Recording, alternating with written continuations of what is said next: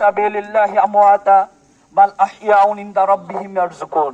সম্মানিত ভাইরা, আমরা দেখেছি আল্লাহ তাআলা পবিত্র কোরআনে বলেছেন, শহীদদেরকে তোমরা মৃত বলো না, বরঞ্চ তারা আল্লাহ তাআলার কাছে রিজিক প্রাপ্ত হন।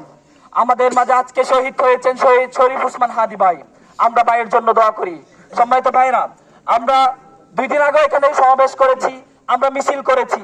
প্রতিটা রাষ্ট্রের যখন কোনো কিছু ঘটনা হয়, আমরা সবাই রাজপথে নামি মিছিল করি। সেই মিছিল পর্যন্ত আমাদের প্রতিবাদ সীমাবদ্ধ থাকে। কিন্তু আমরা লক্ষ্য করেছি আজকে 24-এর অভ্যুত্থানের 1.5 বছর পার হয়ে যাওয়ার পরেও, 16 মাস পার হয়ে যাওয়ার পরেও দেখি আমরা কার্যত কোনো দৃশ্যমান বিচার আমরা পাইনি।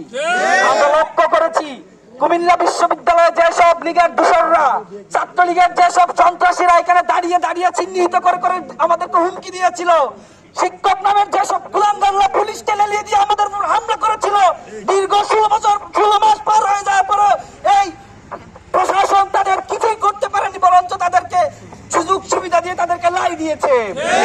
আমরা দেখেছি ক্যাম্পাসে সেই লীগের দূষররা কোনো বুক পাতিয়ে বুক ফুলিয়ে চলাফেরা করে। এরকম হওয়ার কথা ছিল না, বরঞ্চ জুলাই অভ্যুত্থানের পর পরে সেই সব সন্ত্রাসীদের বিচার হওয়ার কথা ছিল।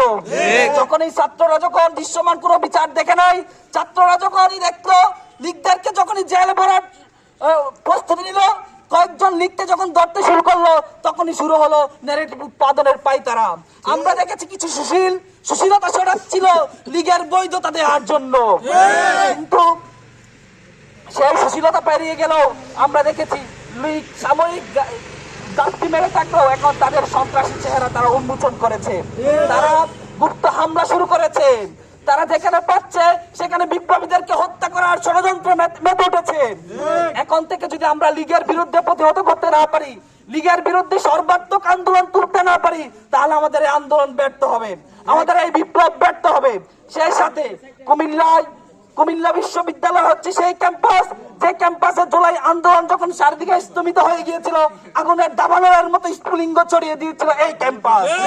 এই ক্যাম্পাস থেকে ঘোষণা করতে চাই, আগামীকাল থেকে কোন সুশীলতা চলবে না।